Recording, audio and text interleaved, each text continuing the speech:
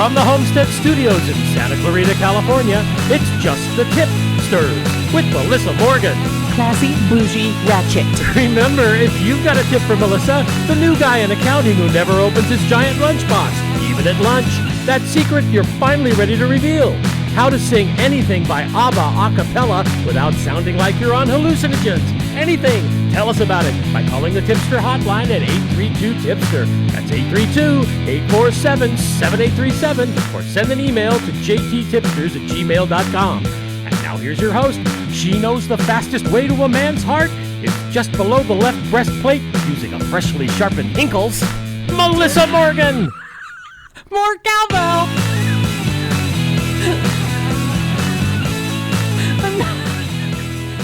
I don't even know what just happened.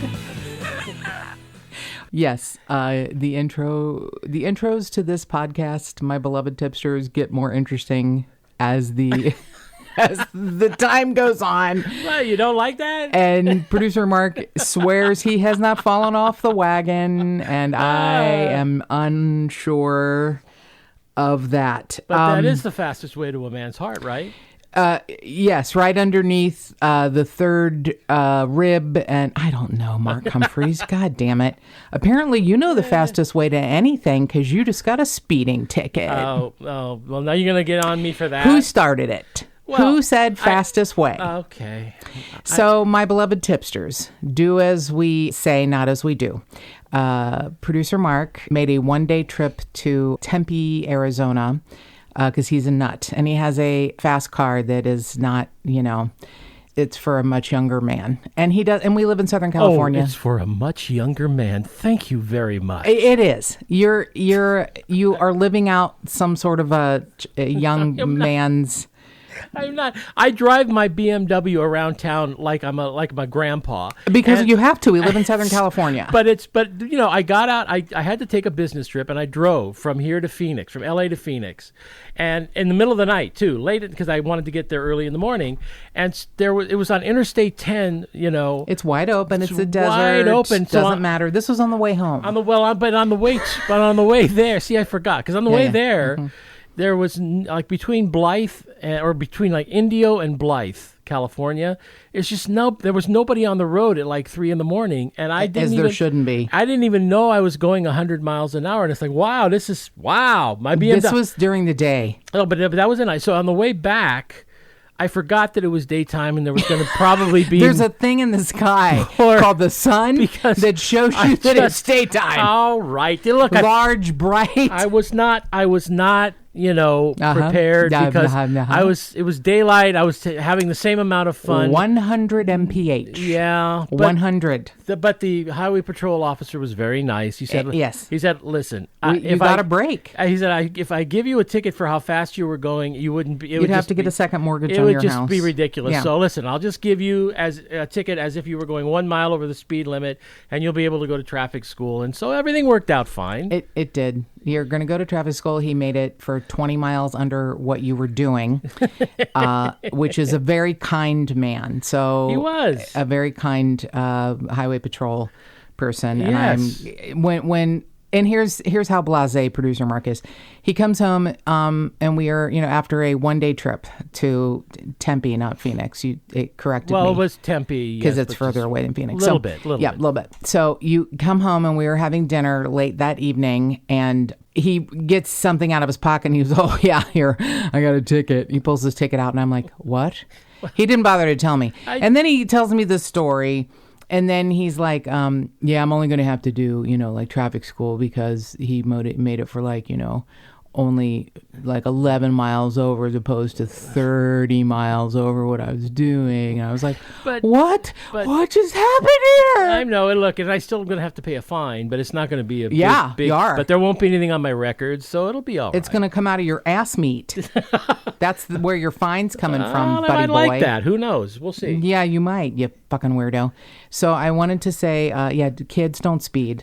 Speed kills. Unless you're in a BMW and you can't tell how fast you're going. Oh, God.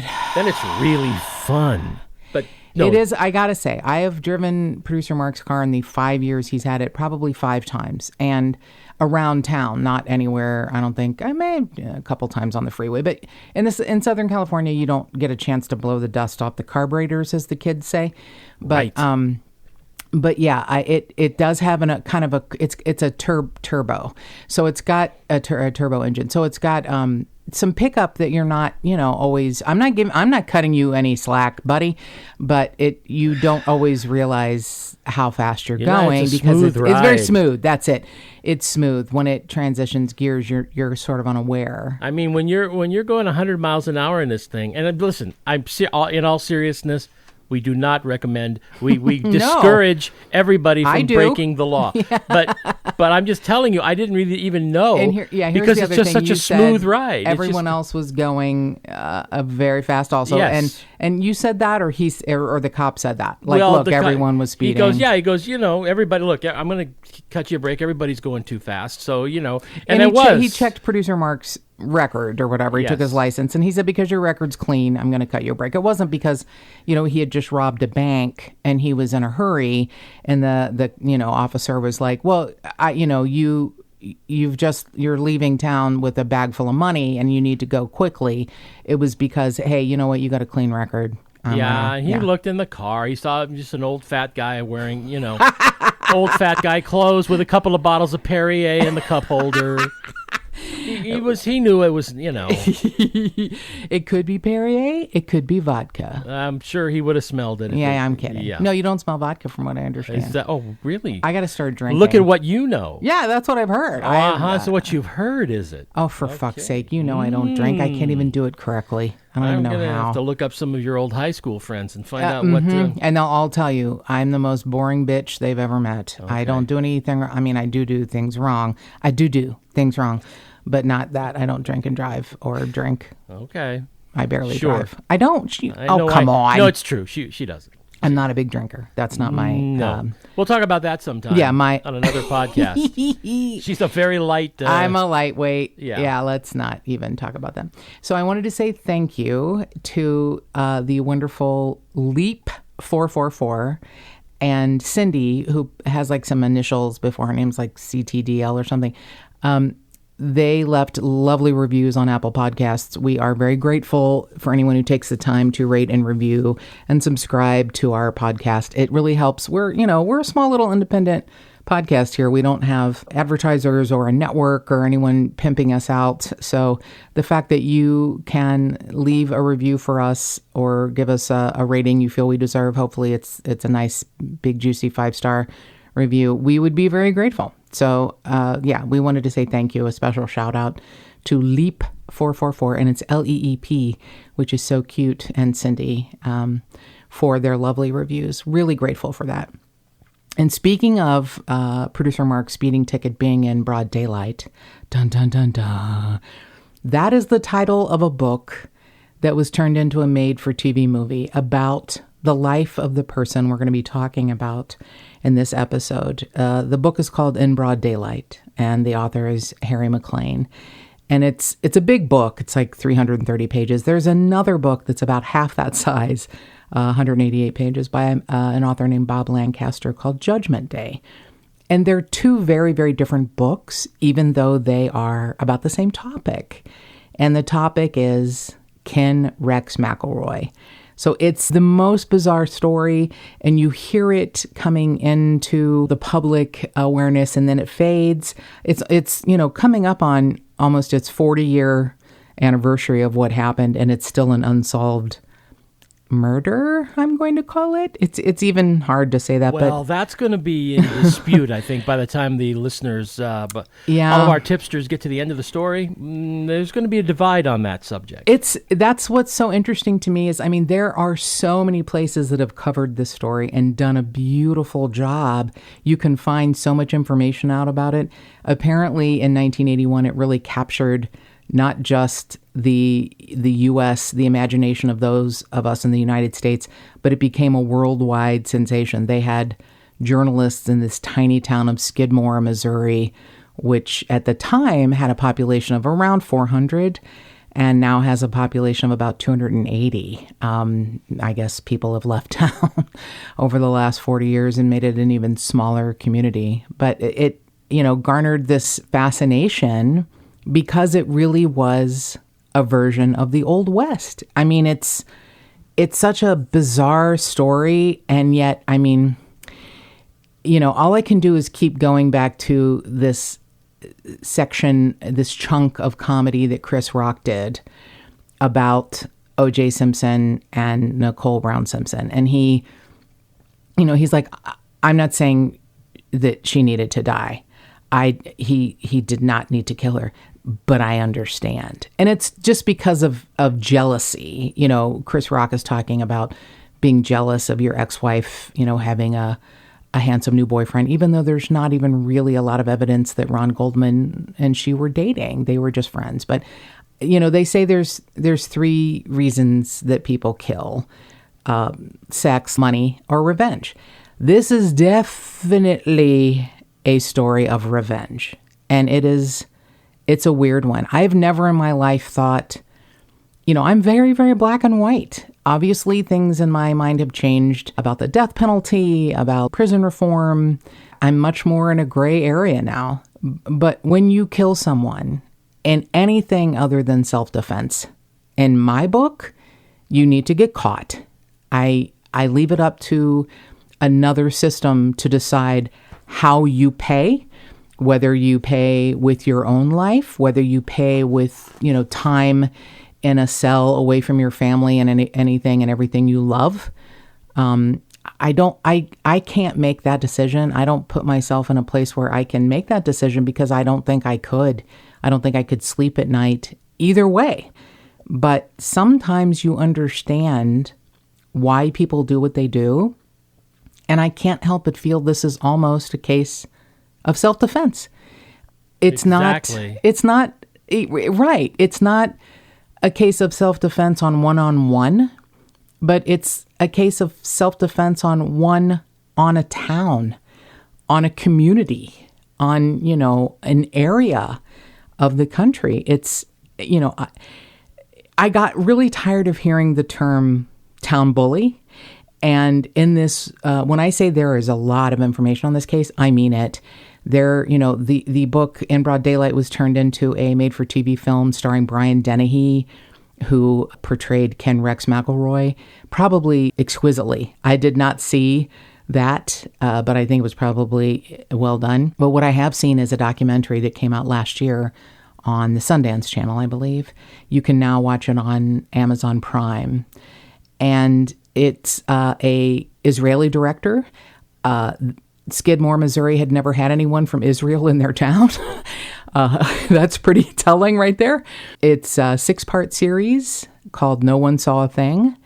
And I will tell you offhandedly, someone says something that just both producer Mark and I turned to each other and and we repeated it.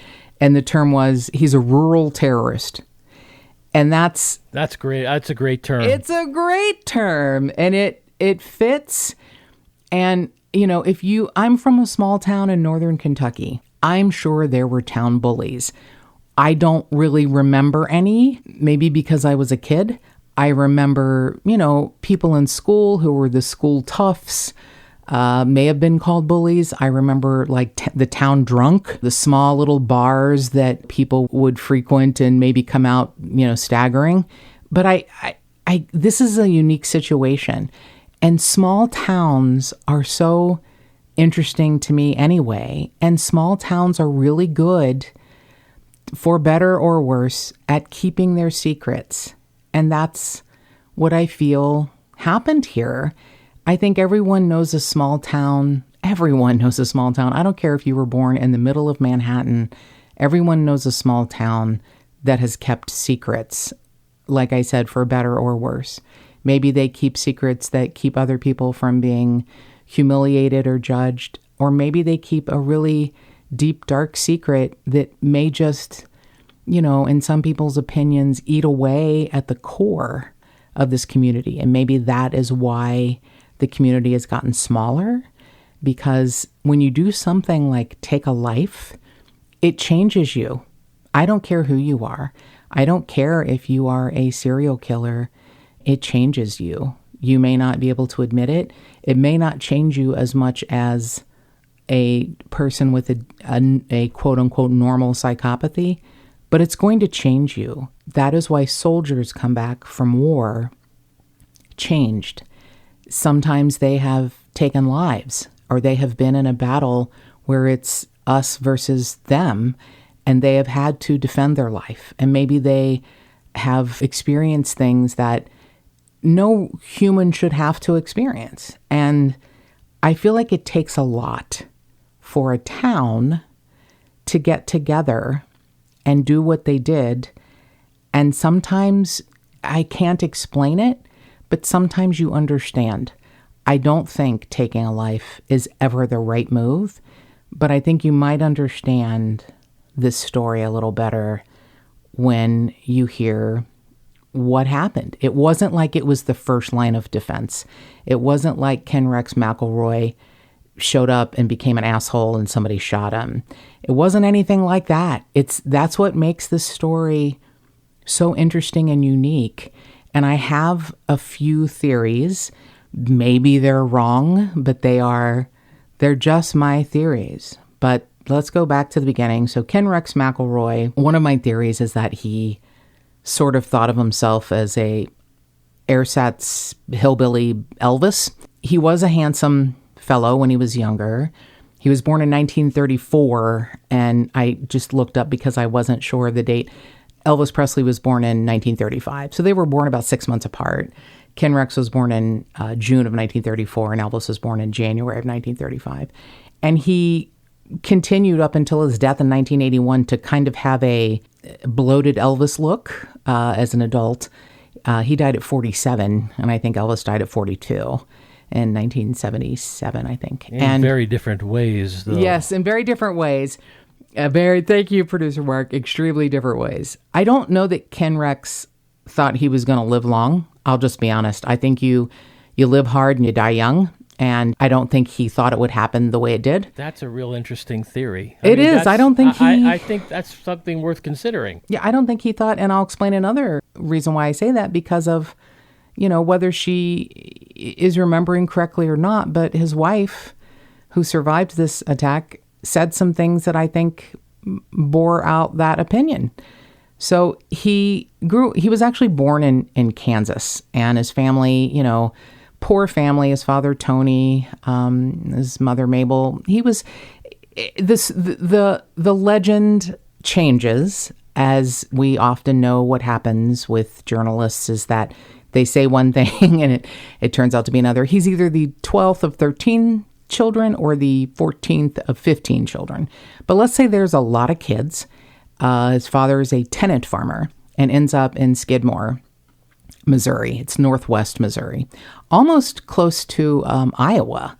So it's not, you can't call it a southern town, as much as I would love to call this a southern Gothic story. It could have been written by Truman Capote, quite frankly. It really could have. It's so bizarre and interesting and filled with such fascinating characters. But it's, sort of the Midwest, but the Ozarks kind of vibe. So he grows up poor on this farm. And I believe an incident that happened to him as a child molded him into who he was and may have set the course of his life on a path.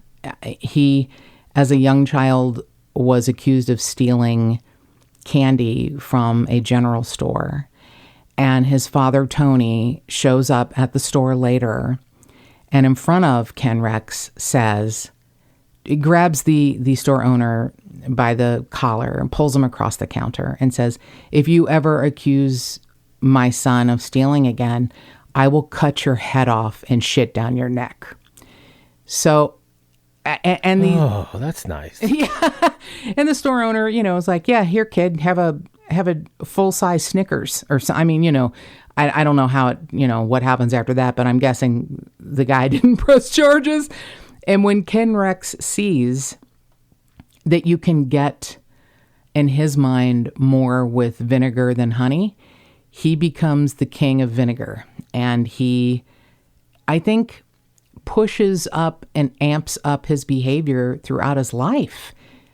Honestly, I feel like to see what he can get away with and continuing to get away with things and not being punished for it, I guess, emboldens him to continue to do more. And he does. Now, I will tell you that he worked on this farm. The whole entire family worked on this farm, hard work. He sort of leaves school or gets thrown out depending on what story you hear in the 6th grade. So he's barely literate. He's got very beautiful piercing blue eyes, very a la Elvis. And he wears his hair in that black. His hair is a dark brown, but he dyes it jet black his entire life. And he keeps those large mutton chop sideburns, even after they are no longer in style, probably because he is living what he thinks is a life that... You know what he looks like? It just dawned on me. Tell me. What he looked like. He looked like the character played by John Goodman in Raising Arizona. Yeah. A almost black exactly. Yeah. With the sideburns and everything. It looks almost exactly like that. But I think he would be offended at that because I think he thought of himself as, the Missouri Elvis. I really do. I think that's probably true. Yeah, I think he apparently, was, didn't have a problem getting the ladies when he was younger and even when he was older, but he got them in ways that were not, it wasn't on Plenty of Fish. Let me just tell you that. He got girls in a very uncomfortable, ugly, bad way. And yes, so we'll get to that. So he, at the age of 18, this is a disclaimer, depending on how you feel about CTE injuries, he was working construction and was hit in the head with a steel beam and ended up having to get a steel plate put in his head after an injury. Now, at the age of 18, that's right on the precipice of when they say those things can really, you're not exactly grown yet. Your brain isn't completely developed, I guess, until you're 25, especially for men who they say mature a little slower than women. Most of the time, the brain injuries that have happened to people who turn out to be sociopaths or psychopaths happen at a much younger age, usually at 2 or 3 or 4, not 18. Usually by 18, hopefully you have enough of a background that you know what is right and wrong. I feel like there's a combination here. I'm not blaming a brain injury on his behavior. I can't. It's not enough. I know a lot of people who have had concussions, myself included, really traumatic brain injuries as adults, 18 or older, and they did not then believe that their limbic system was just constantly engaged and they felt that there were no ramifications to their behavior and they just ran rampant in the streets. That's just not a good enough excuse for me. I think a combination of the way he was raised, his background being uncomfortable, poor, not a lot to do, a father who expressed violence against others and maybe those in the house. There were stories about him, having been a more compassionate child with animals, and even his children say he was a good father, which I find so hard to believe. But I don't want to take that away from him, considering what happened to him. I feel like a combination, whether it's nature versus nurture, or nature versus narcissism, or however you want to look at it, I think it was a combination for him. It maybe the brain injury helped form him who he was, but I think he was already on his way. And he really didn't work a lot in his life. He got by somehow and made a lot of money and basically off of other people. He was, a known cattle rustler, stole hogs. He would steal other people's livestock in the middle of the night and sell them in another town. He stole expensive chemicals. I think he just upped the ante, probably every year of his life. So he is now 30 and he has a wife and 4 kids. And yet he is in love with a 12-year-old girl, Trina McLeod. And she is on a school bus every day in Skidmore on her way to school. And he stalks the bus. He parks his truck sideways in the street. He gets her off the bus I don't know how many days in a row, every day for months. And it has to be called rape. Trina, said it was never rape. It was consensual, but he's the 30-year-old man and she's rape. It's rape. It's rape. Yeah, Did I know. you say that he blocked the bus with his car? Mm-hmm. And just the bus driver just stopped? With his truck. Yes. And yeah, the bus driver couldn't go anywhere. And, he would say, I'm taking Trina off the bus. Lord. I know. I believe the bus driver told her parents. I think a lot of people told her parents. And her parents were not happy with the situation. She ends up getting pregnant at the age of 13. And at the age of 14 has their first child, a daughter. And he wants to marry her. And her parents are like, no, that's not happening. She actually leaves with the baby and his first wife and hides. And he finds her. He finds her and gets her, his first wife, and the baby and brings them back to his home. And in the meantime, burns down her parents' home and shoots their family dog. What can you say to that? Right. That's after he had, said, I want to marry her. And they're like, you're already married. And he's like, it doesn't matter. I'm going to marry her and she's going to live with me. And they're like, no, she's underage. And at the time, Trina and her family do file charges against him for statutory rape. And he takes her to Kansas and marries her so that she cannot testify against him. And the criminal charges are dropped. Well, wait a minute. If he got married to her in Kansas and he was still married back in Missouri, how could that be legal? Well, I believe there were 3 women that were sort of constantly a through line in his life. There's one of them who actually says, I don't know that we were ever married. So. Oh, okay. I have the feeling perhaps both of them. Yeah, so there may not have been an actual legal marriage. He may have only been married. To Trina. Yes. Okay. To get her to not testify against him. So it was quote unquote married until it was Trina, probably. Yeah. Yes. She may have been considered a common law wife, if that's even a thing, a real thing. It's just that you say you're married, like there's that television show about the dude in Utah. Sister wives. He says he's married, but legally, the government doesn't. Right. Legally, he's married to only one of the women. I mean, as far as I don't want to get into that, but as far as insurance and Social Security and things like that, right. He's only married legally to one of the women, and he is spiritually, in his mind, married to the other 3. So he has 4 wives. So one of Ken Rex McElroy's daughters in the documentary, No One Saw a Thing, said, Trina and my mom shared dad for a minute. I don't know what that. Okay, child, whatever. So he, as I say, he escalates his violence against this community. He is arrested and released and arrested and released and arrested, and nothing ever comes of anything because he does things like threaten the judges. And in this instance, in 1976, he shot one of his neighbors, Romaine Henry, who is pretty well represented in the documentary. And he lifts up his shirt and shows, his stomach.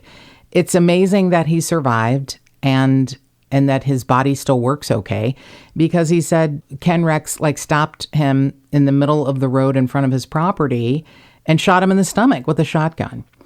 And he calls 911, and Ken Rex is like, I wasn't there. And he has all of this extended family to say, oh no, he was with us. And Romaine Henry's like, how could I not know who shot me? I saw him. We had a fight. He shot me. I didn't shoot myself. There's only one Ken Rex McElroy. So I hate to say this, but he burns down the judge's barn and he stalks members of the jury. And ironically, he's found not guilty. That's unbelievable. It really is. Doesn't this guy still have buckshot in his stomach? He does. He still has buckshot in his stomach. You're exactly right. And he, said, I don't know how could he not be found guilty? But he is found not guilty. And his attorney, who is, what was your description of him, producer Mark? He looks and sounds like Jerry Falwell. Jerry Falwell, that was it. It's a perfect description. I'm telling you, if you didn't know this was a documentary, the film clips that this director has gotten together, it really looks like a parody of a small town. Now, his attorney is from Kansas, which is very close neighboring state. And he's the big time Kansas attorney with his polyester suit and his giant wide ties. And he says, Ken Rex comes in and says, I have this case against me and I need you to defend me. And he's like, well, he takes a look at the big sloppy man with stained jeans and a, gross t-shirt. And it's like, look, buddy, I'm pretty expensive. I don't think you can afford me. And Ken Rex says, why don't you let me worry about that? And he pulls out a giant wad of bills and just starts peeling hundreds off for the attorney. And the attorney says, well, you've got yourself an attorney. So you get an idea of the quality of human beings we're talking about. Literally everyone looks like they're from Central Casting. It kind of is. I mean, the thing is, most towns aren't like that. This is Right. an interesting town to Right. start with. The fact that, well, let's go on. I mean, it's just so much to talk about. But go ahead. This is one of those episodes that could be like an entire series. Absolutely not about the incident, but about everything leading up to it. And honestly, the extended part of any sort of of multiple episode kind of thing would be what happened after, because that's even more interesting. So he is upping the ante. He gets out of, shooting his neighbor in the gut. And I think the charges were actually been lowered to like menacing with a weapon or something. Yeah, they weren't really even charges that would have mattered if he were convicted. That's right. He would have done like a very small amount of time, but he didn't do any time. And I believe what happened, I mean, he steals grain. Like I said, he burns down people's homes.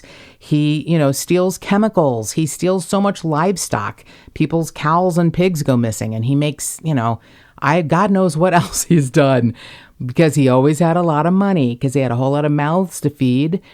There's one story of him having a Cadillac that he took the trunk lid off and lined the inside of the trunk with wood, and that's where he would transport the stolen pigs. He could fit them in the trunk of a Cadillac. And I know. It's like, could this be any more? All of this is, it's very bizarre. Here we are in 1980, and here's where I feel like his downfall comes. Here is where you harass and terrorize and bully individuals in a small town.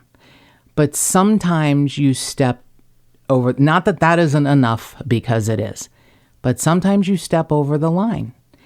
And I believe what happened is that it just got into everyone's bloodstream that he stalked and shot 71-year-old grocery store owner Bo Bowenkamp. So Ernest Bowenkamp and his wife and his daughter owned the only little store in town. And Bo, was 71 at the time. His wife worked the register. His daughter did stocking of the shelves. And Trina and Ken's daughter, Tanya, came in and was picking up candy and putting it down and picking it up and putting it down.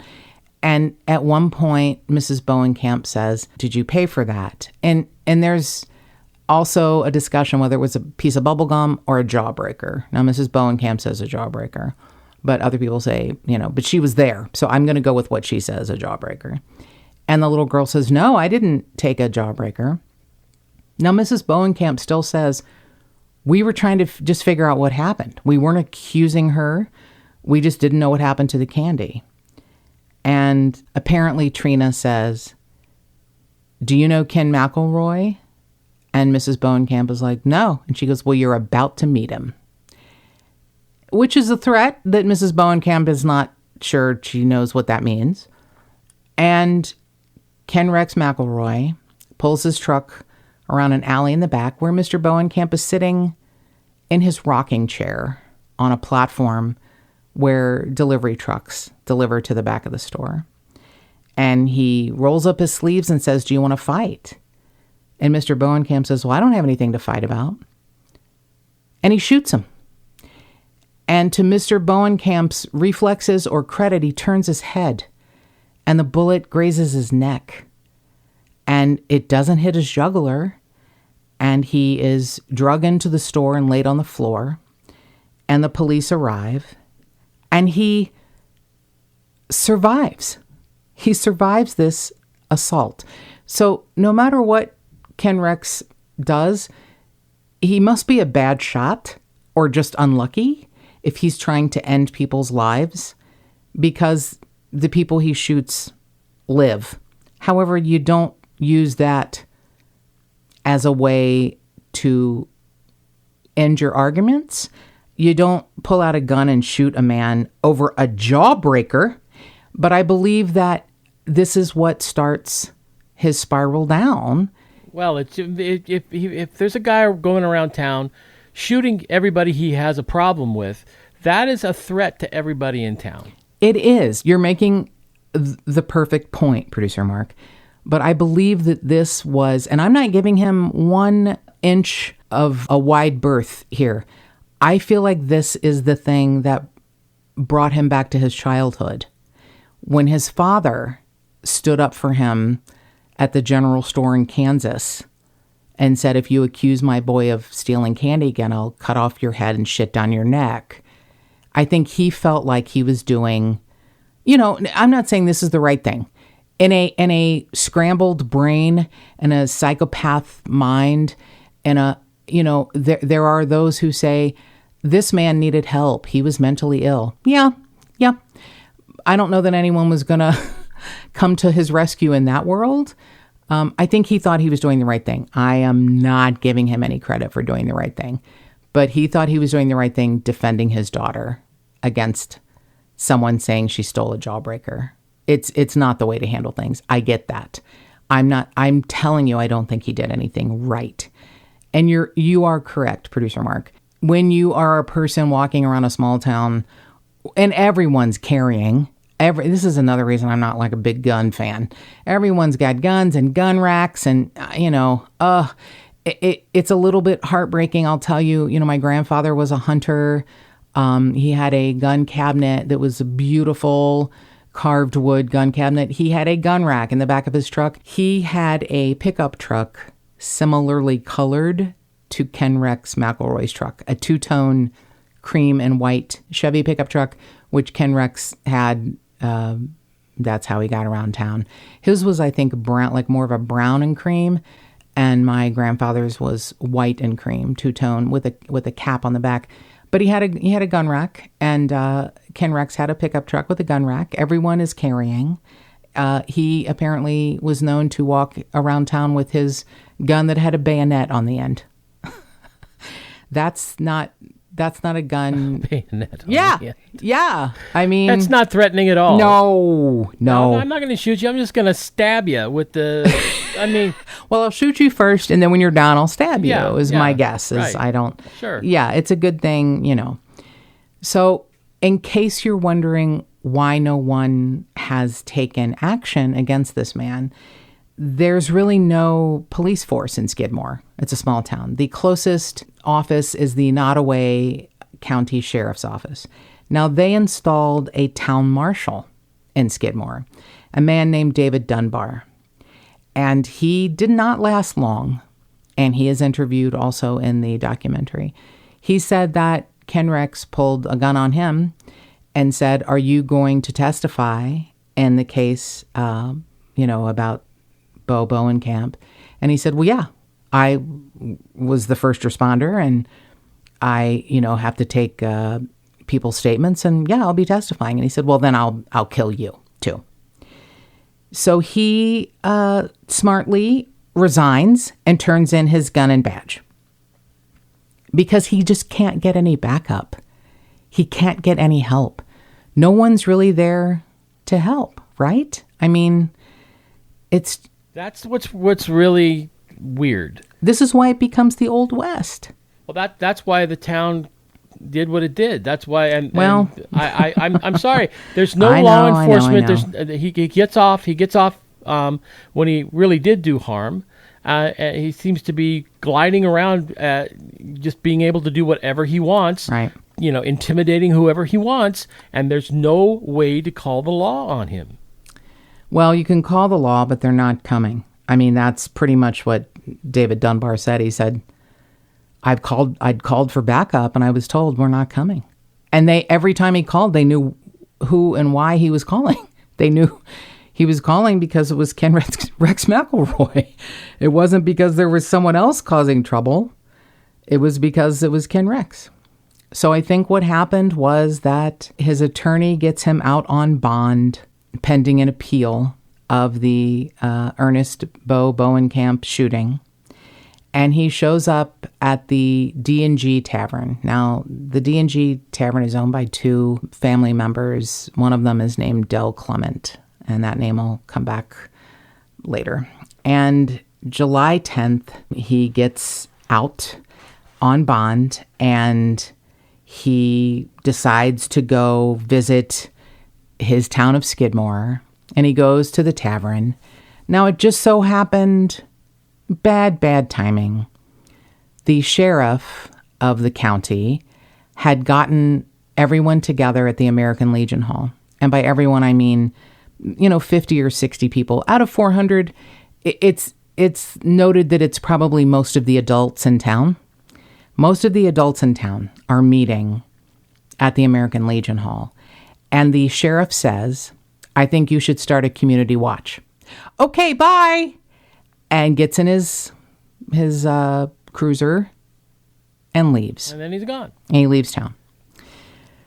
Now, everyone leaves the American Legion Hall saying, well, great, we form a community watch.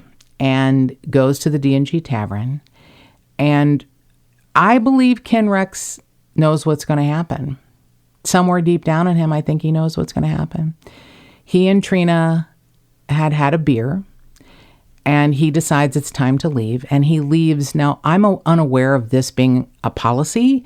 I just don't know a whole lot about bars and taverns. He leaves after purchasing a six-pack. Can you go into a bar and say... In some states you can. Okay. So I just was like, well, that's interesting. So he went into the bar, had a beer, and got a six-pack. He walks out to his truck, he and Trina. He gets in, and he doesn't say anything. Now, Trina says, I think he knew what was going to happen. I think he knew before I did. And everyone kind of spills out of the tavern and sort of surrounds the truck. Now, Trina says they were laughing. I don't know that I believe that. I don't want to doubt her.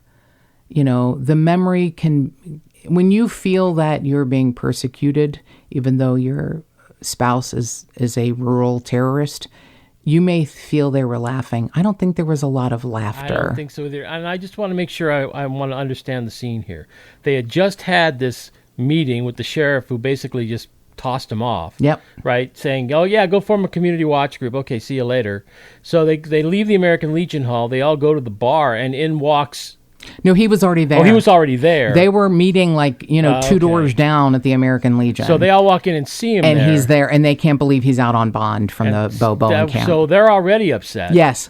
Okay, so now you got a whole group of people that are already upset that there's nothing going to be done about him. Right. He's all of a sudden, holy shit, he's out on bail now? Yep. Okay, so now they all come out and surround the truck. Yeah, they're all kind of standing around in Main Street. Now we're talking... Main Street here in Skidmore, Missouri. It's there's a mom's restaurant, and there's a hair salon that ends up with bullet holes in the window. And no one's, got their guns in their hand. According to certain things, other people go to their trucks and get their guns. So, Ken Rex lights a cigarette, and maybe he knows this is his last smoke, and starts his truck And Trina says, they're surrounding us. And before she knows it, there's a hail of gunfire. Now, the first shot comes through the back window. She says she saw who did it. I also doubt. He may very well have done it. And he has since passed away. But she says she saw it was Dale Clement, one of the owners of the D&G Tavern. I don't know how she could see when it was behind her. I don't think she was turned all the way around. You know what it's like in a truck, a pickup truck. It isn't as convenient to turn around as it would be if you were in a sedan. I think she saw people beside her and in front of her, but I don't know that she saw the kill shot, which actually, in my mind, this is terrible, but I'm going to say it. Whoever did it gave more thought to it not being a terrible slow death than he ever did to anyone he shot. He shot people in the gut. He shot people in the neck. Somebody shot him in the back of the head. He was dead instantly. The odd thing that happened is, of course, he slumps forward, his head hits the steering wheel, and his foot presses down on the gas pedal. Now, the truck had been started, and his foot stays on the gas pedal pressed down for 45 minutes. I'm guessing maybe it ran out of gas or it burned up all the oil, and the truck engine blew, and there was smoke. Now you're probably asking, why was it 45 minutes? Because no one called anyone. No one did anything. And everyone sort of scattered and went back to their homes. One person from the bar pulled Trina out of the truck. How she escaped any sort of injury, I don't know. When you see the truck, which is just littered with bullet holes, you don't understand how anyone could have lived, but someone pulled her out of the truck. An hour and a half later, the only vehicle on Main Street is Ken Rex McElroy's truck with him in it. And, the fire department or EMTs show up and they know he's dead. They get him out. They take the truck for evidence. And the scene looks staged, and yet it isn't. It's exactly what happened. And this is 1981. This is not 1881. This is not the Old West. This is the new Midwest. I mean, and the fact that it's 1981 is one of those things that just, I don't even know. I still don't know how this happened. And yet, like Chris Rock, I understand how it happened, if that makes any sense. I don't. It is a compelling scene when you think that you see this Main Street. It does look like an old Western movie set, except there's a pickup truck in the middle of Main Street. Yeah. Everybody's gone, and there's nobody there. Yeah. And then, nobody has ever admitted to anything. Yeah. And, Trina said, I started to scream when I heard the gunshots, and I think he knew what was going to happen. He didn't show any fear, and he didn't say a word. And I think I think he knew what was going to happen too, and I think he may have somewhere inside of himself, I'm not going to say he knew he deserved it, but maybe he knew he deserved it. I mean, one of the citizens said, look, we had brought the county sheriff here to discuss what can we do, and he suggested a community watch, and we really feel like the system failed us. We knew what Ken Rex McElroy was like, and we knew he was going to do it again and again, and it just didn't seem like anyone was going to stop him. And it breaks my heart a little bit. I mean, Lois Bowenkamp, Bo Bowenkamp's wife, said, well, it's over. Justice is done. I don't know that that's justice. I don't know. It feels that if he were actually arrested and any sort of charges were to stick, I feel like that he was the kind of person that would have those long tentacles even from jail or prison, and he would be able to pay someone to do to intimidate witnesses or jurors or judges. I mean, you burned down a judge's barn. Yeah, I don't. And the fact that the entire town for 40 years, and the people who have died, people who are still alive who were there at the time, and there are obviously people who saw it. None of them say. They all say that nobody saw anything, and they've stuck together all this time. The feeling of threat they must have felt that this had to be done, had to be so strong. I mean, I've never heard of anything like this before. Nothing like this. And that's a really great point, producer Mark. Some of the people interviewed are like, I'm fifth generation. I'm a fifth generation Skidmore resident. I still work the land like my father and grandfather and great grandfather did. I mean, these are people who, it isn't like one of those things where you're like, this guy's a monster. I think I'm going to sell my house and move, to a different town. I don't think that's a possibility. I don't think they felt like they had anywhere to run. And more importantly, they didn't want to run. They wanted to stay in their town. And these people who got together, none of them saw anything. The title of the documentary, No One Saw a Thing, is so apt. It's such a great title. The FBI were involved. Many different agencies become involved. So many investigators have looked at this. 100 people in Skidmore were interviewed, and no one saw a thing. I've really never heard of anything in modern times where an entire town says, all right, this happened, and we're going to back each other up. And they do. For 40 years. Mm-hmm. Yeah, next year it's going to be the 40th anniversary of an unsolved homicide. And this is absolutely one, my tipsters, I'm not asking you to solve, because I believe that, or help solve. I believe that the person or persons who did it, maybe it was Dale Clement, and he has already passed away. So, whatever he believes or does not believe, that's his path, his journey, the next step in his, growth or development, if there is a next step.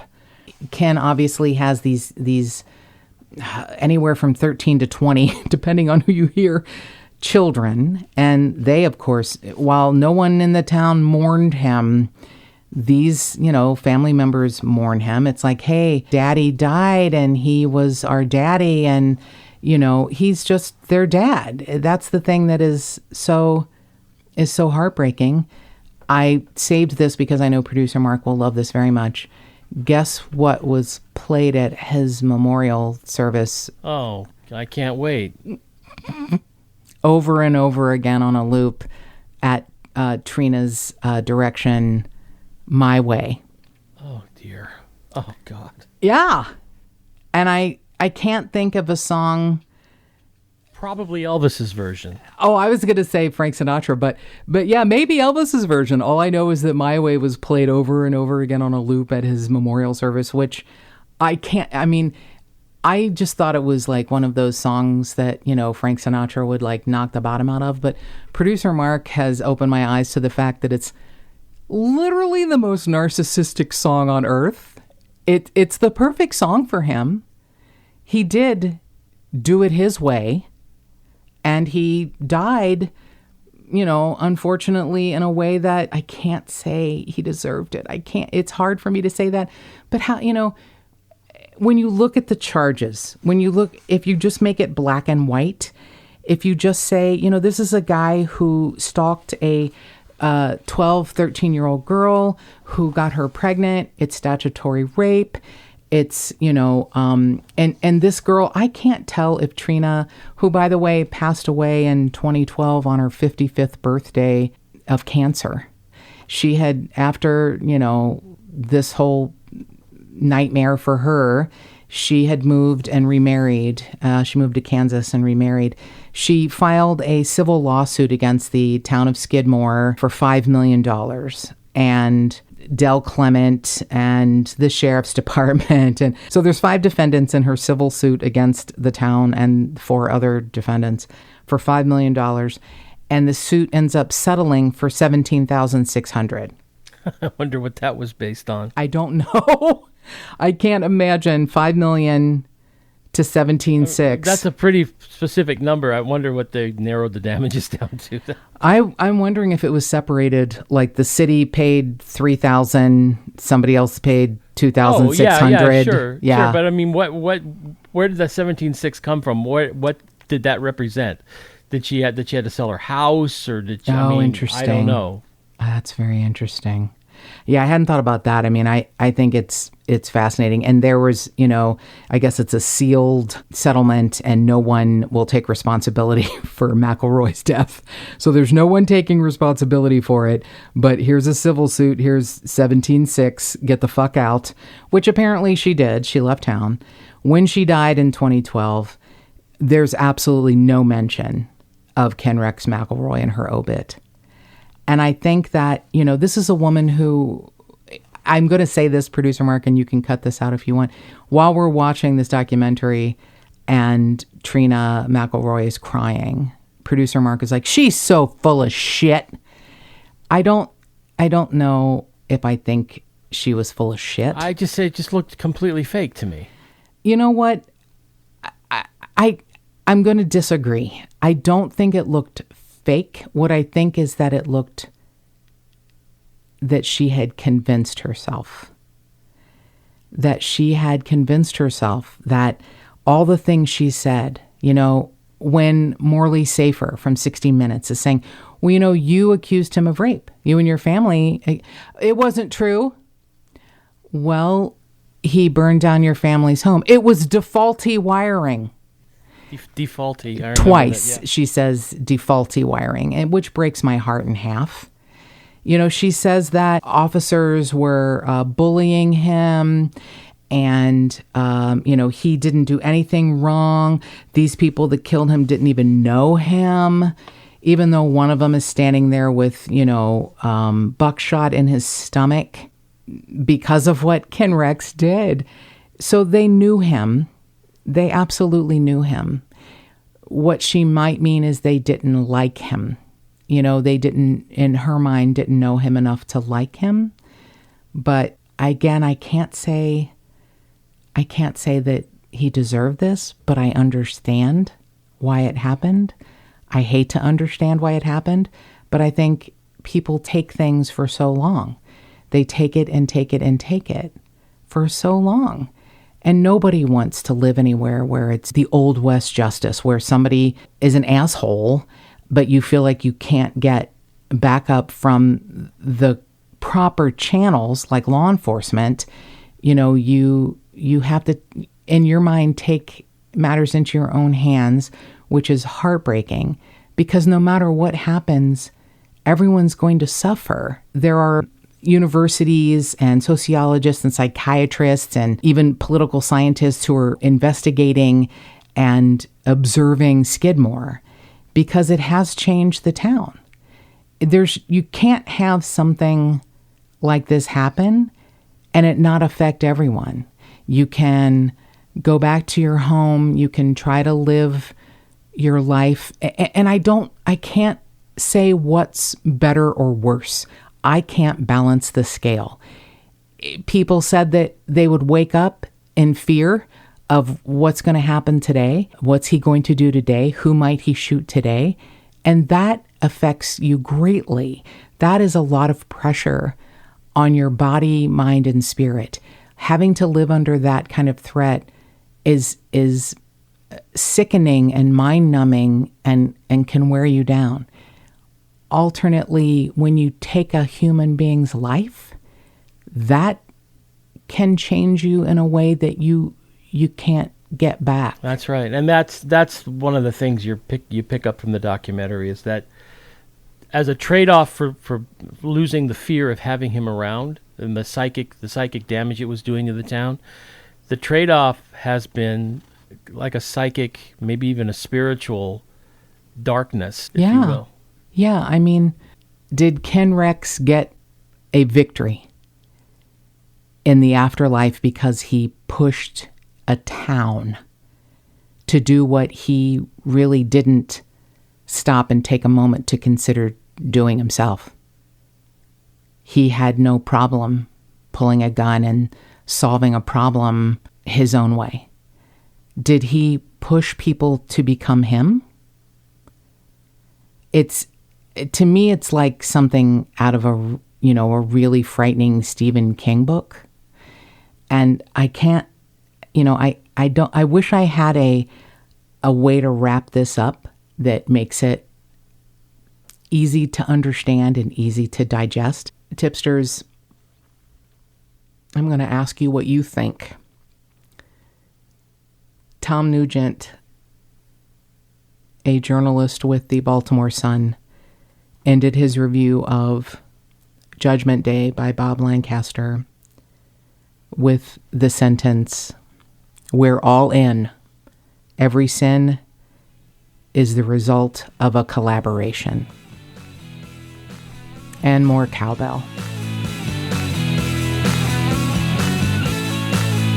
If you'd like to support this podcast, go to patreon.com/just the Tipsters.